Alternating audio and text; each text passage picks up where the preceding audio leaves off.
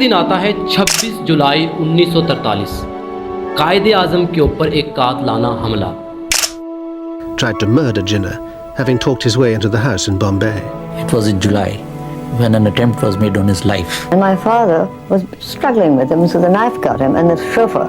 حملہ کچھ یوں شروع ہوتا ہے کہ ایک شخص قائد اعظم کے گھر آتا ہے اور قائد اعظم سے ملاقات کرنے کے لیے۔ جب وہ گھر پہنچتا ہے تو وہ سب سے پہلے اسے قائد اعظم کا سیکرٹری ملتا ہے جس کا نام ہوتا ہے سعید احمد سعید یعقوب۔ وہ انہیں کہتا ہے کہ میں نے قائد اعظم سے ملاقات کرنی ہے، لیکن سعید احمد سعید یعقوب کہتے ہیں کہ آپ ایسے قائد اعظم کو نہیں مل سکتے، آپ کو ملنے کی وجہ بتانی ہوگی۔ تو وہ کہتا ہے میں نے کچھ بات کرنی ہے۔ سعید احمد سعید کہتے ہیں کہ دیکھیں آپ ایسا کریں، آپ ایک کاغذ لیں اور اس کے اوپر لکھیں کہ آپ قائد اعظم سے ملاقات کیوں کرنا چاہتے ہیں، پھر میں دیکھوں گا اور آپ کو 1 یا 2 دن کے اندر قائد اعظم سے ملاقات کے لیے اجازت دے دوں گا۔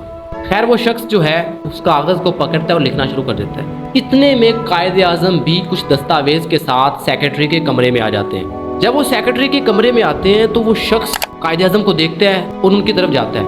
وہ شخص کہتا ہے کہ میں نے آپ سے بات کرنی ہے۔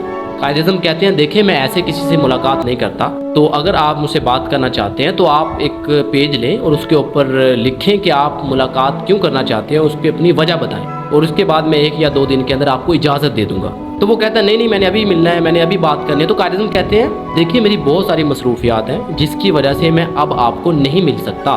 تو وہ شخص کیا کرتا ہے، تیزی سے قائد اعظم کی طرف لپکتا ہے اور قائد اعظم کے منہ کے اوپر ایک مکہ مار دیتا ہے، جس کی وجہ سے وہ مکہ قائد اعظم کے جبڑے کے اوپر لگتا ہے جا کے۔ اس کے بعد وہ تیزی سے ایک چاقو نکالتا ہے اور قائد اعظم کو قتل کرنے کی کوشش کرتا ہے، لیکن قائد اعظم جو ہیں ان کی کلائی کو اپنے ہاتھ سے پکڑ لیتے ہیں، جس کی وجہ سے حملے کا زور ٹوٹ جاتا ہے اور جو چاقو ہے وہ قائد اعظم کی تھوڑی کے اوپر جا کے لگتا ہے اور قائد اعظم زخمی ہو جاتے ہیں۔ This man came with a knife, and my father was struggling with him, so the knife got him, and the chauffeur, his driver was in the driveway.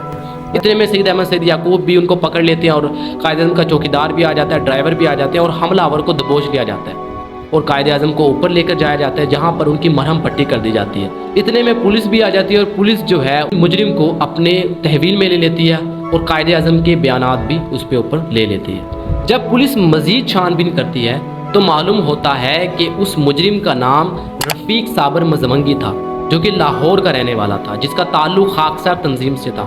اب خاکسار تنظیم کے بارے میں آپ کو بتا دوں، خاکسار تنظیم جو تھی وہ تو ویسے بھی مسلم لیگ اور قائد اعظم کے بہت ہی زیادہ خلاف تھی، کیونکہ وہ سوچتے تھے کہ جو قائد اعظم ہے وہ انگریزوں کا ساتھ دے رہا ہے اور کانگریس کے خلاف ہے۔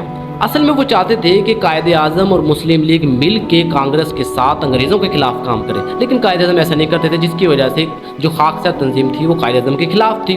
اور ان دنوں جولائی کی گرمیوں میں خاکسار تنظیم کے بہت سارے ممبران کی ہندوستان بھر سے قائد اعظم کو یہ خطوط آتے تھے جس کے اندر قائد اعظم کو گالیاں اور قائد اعظم کو لعنتیں، یہاں تک کہ قتل تک کی دھمکیاں دی جاتی تھیں۔ رفیق صابر بھی اسی تنظیم کا حصہ تھا جو کہ 6 جولائی کو لاہور سے بمبئی آیا، اور لاہور سے بمبئی آنے کی وجہ اس نے یہ بتائی کہ اس کے بھائی جو ہے وہ کہیں گم ہو گیا ہے، اس کی تلاش میں وہ جو ہے وہ بمبئی آیا، جس کی وجہ سے وہ ایک مسافر خانے میں قائم رہا اور 13 دن تک وہیں رہا۔ وہاں اس کے بہت سارے خاکساروں سے ملاقاتیں بھی ہوتی رہیں اور کسی سیاسی چال کے تحت اس نے مسلم لیگ کے اندر قدرت اللہ کے نام سے شمولیت اختیار کر لی۔ 30 جولائی 1943 کو جب قائد اعظم بلوچستان اور کراچی کا دورہ کر کے بمبئی آئے تو ہزاروں لوگوں میں یہ صابر بھی موجود تھا، لیکن تب اسے قائد اعظم سے ملاقات کا موقع نہیں ملا۔ خیر اس نے 24 جولائی کو اپنا چاقو لیا اور اس کی دھار تیز کروائی اور 26 جولائی کو قائد اعظم کے اوپر حملہ کر دیا۔ اس کے بعد یہ خبر ہندوستان بھر میں پھیل گئی، لیکن قائد اعظم نے ایک خاص موقع کے اوپر بیان دیتے ہوئے کہا اگرچہ یہ ایک سوچا سمجھا منصوبہ تھا، لیکن اللہ کے فضل و کرم سے مجھے کوئی شدید زخم نہیں آیا۔ میں اس وقت زیادہ کہنا نہیں چاہتا ہوں، لیکن مسلمانوں سے پرامن رہنے کی اپیل کرتا ہوں۔ ہمیں شکر ادا کرنا چاہیے کہ میں معجزانہ طور پر بچ گیا، لیکن مجھے شدید افسوس ہے کہ یہ بزدلانہ حملہ ایک مسلمان نے کیا تھا۔ The first thing he again inquired from me is to ensure that the press statement has been released that the assassin was a Muslim.